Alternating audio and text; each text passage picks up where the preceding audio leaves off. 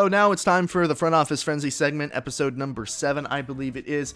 And if you're new here, what the Front Office Frenzy segment is I pull a team out of random, out of this hat right here. You can see the names here. I pull a team at random pretty much out of this hat every single time, and I have 15 minutes or less, give or take, to lay out a logical and reasonable game plan for that team to be in the playoffs this next season. I have minimal notes in front of me. I have the record from last season. I have the cap space moving into this season, and as now the season is over, there will be a little bit of changes here or there, because obviously this is all done at random, so a team might have already made moves to change their situation that I would have recommended. So the timeline may become a little defunct somewhere along the lines, but I have the record, I have the cap space, I have the draft picks in the next coming draft, and I have some small bullet points of information that I think is super important to know to help me guide me through the segment. But other than that, everything is done off the top of my head, and today's team is going to be... Today's team is going to be...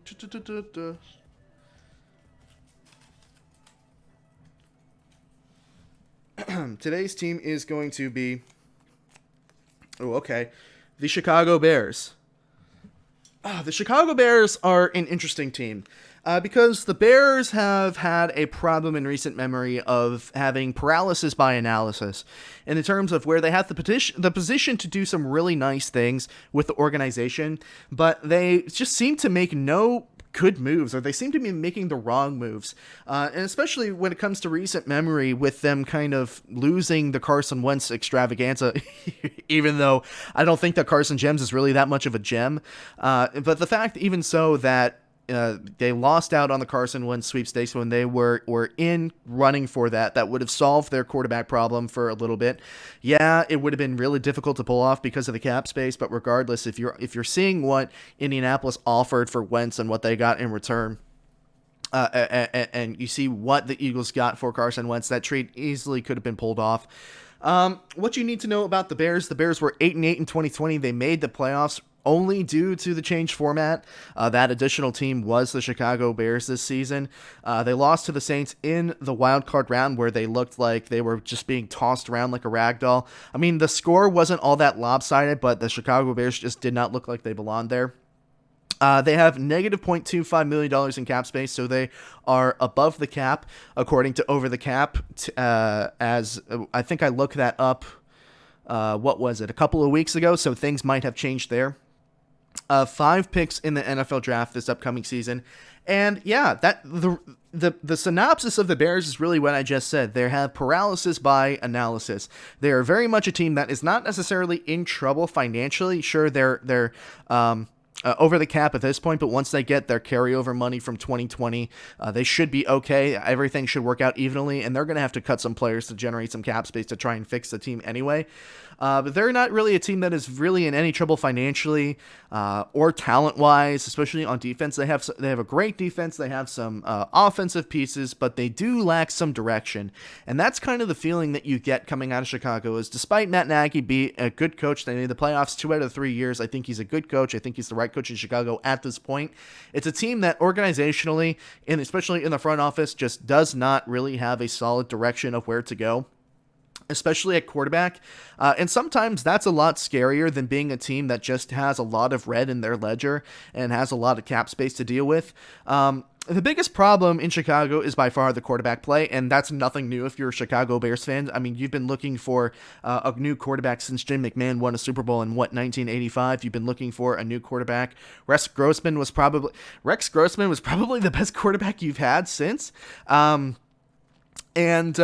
You know, the reality is that Trubisky's not the answer. I think everybody knows that Trubisky is not the answer in Chicago. Neither is Nick Foles. So, but the issue is again, paralysis by analysis. The Chicago Bears aren't exactly in a situation to make any moves, and I feel like regardless of who they bring in, it's not going to be anything substantial. Trubisky is a free agent. The odds that they sign him are actually, I think, quite high, just because there is no real upgrade there that they can deal with. I mean, they could trade for somebody like Sam Darnold, which is actually, along my lines of thinking as maybe they probably should. But even if you bring in Sam Darnold, is he really going to be better than Trubisky? Is he really going to be that next quarterback for the Chicago Bears? The Chicago Bears, again, have been looking for a quarterback for, close to 30 to 40 years. And it just has not panned out for them. It just has not panned out for them. They failed to get Carson Wentz. Again, not that Carson Wentz is the primed gem of the NFL, but if you look what the Colts got for Wentz, the trade could have been pulled off, especially if you worked around the cap space a little bit.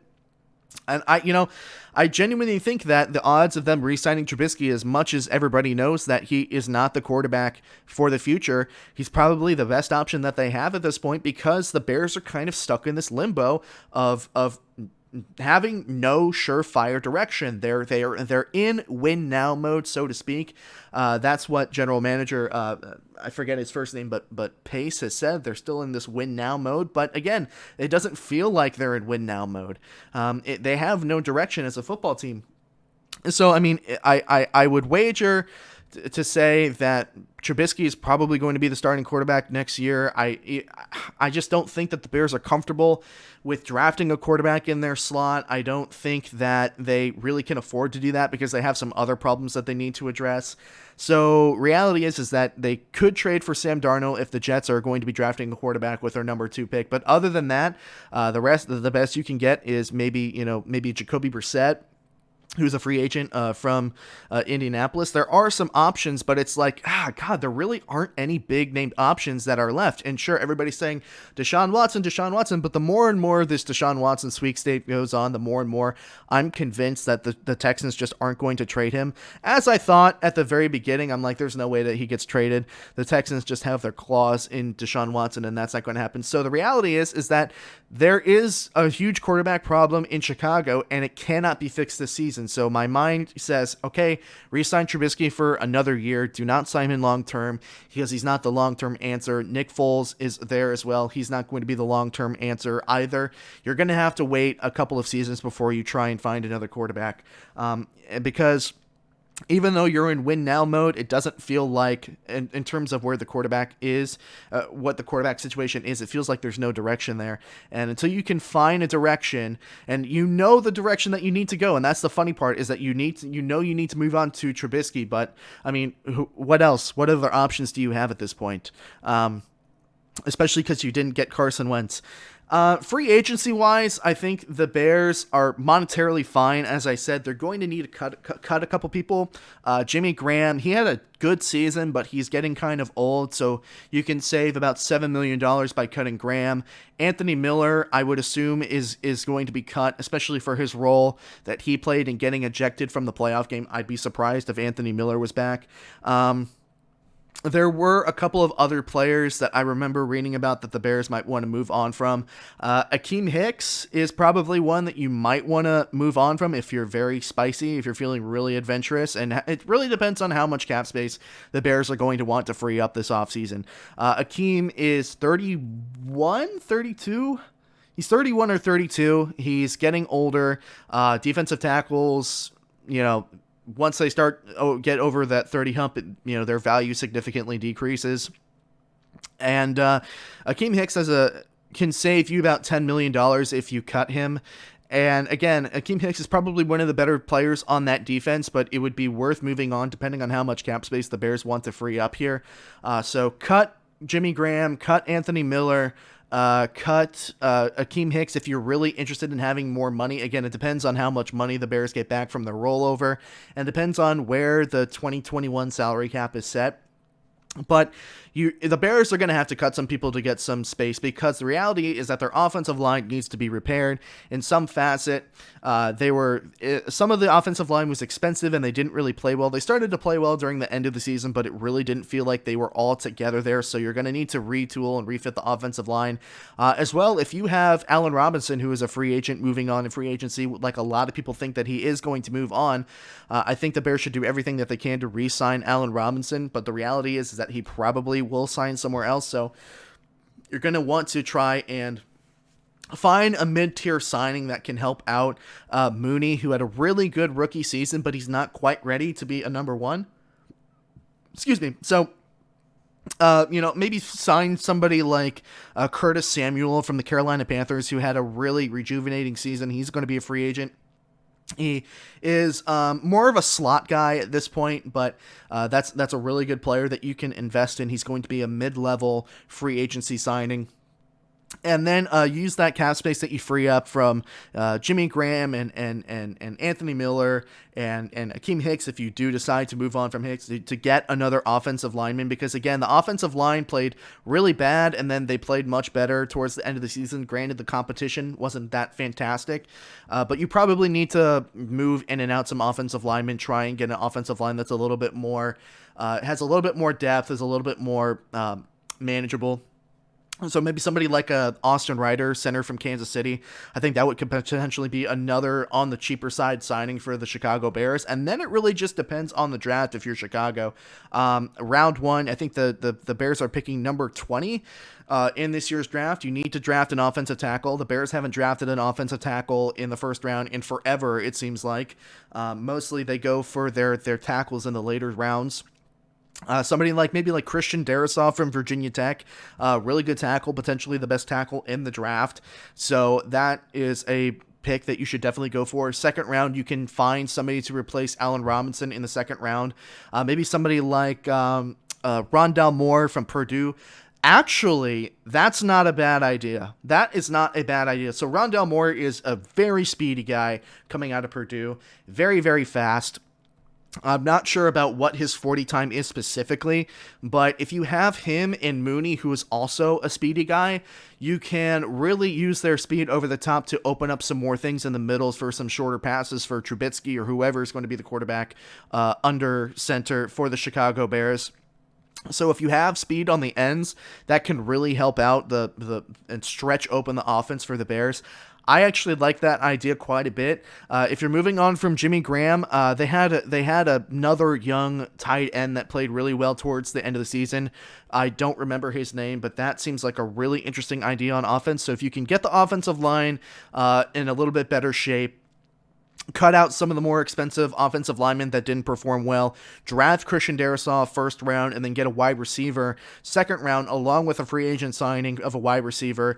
The Bears actually might be in a pretty decent shape. Again, that doesn't fix the quarterback situation. I don't think, like a lot of other teams, I don't think there's going to be a quarterback available in the first round that is going to be that is going to justify drafting when the Bears have so many other things that they need to fill. And the Bears do have their third round pick as well. So I would say if you're the Bears, you also might want to draft another defensive tackle in the third round. Maybe somebody like Jared Goldwire, who plays for Kentucky. No, he plays for Louisville. He has had a consistently increasing performance in pretty much every single season that he's had at Louisville, and he's somebody that can be a jack-of-all-trades player. Maybe he's a third-down rotational player that you rotate with Akeem Hicks if you do keep Akeem Hicks.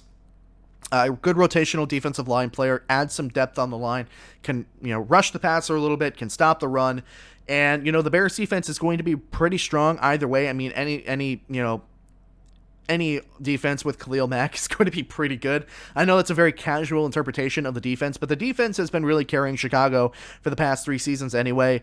They're going to have a new defensive coordinator, so it's going to be interesting to see how that scheme plays out, but I would take probably defensive tackle, defensive end in the third round. They don't have a fourth round pick. And I think that's it. I think that's it for the Chicago Bears. Again, another kind of difficult team.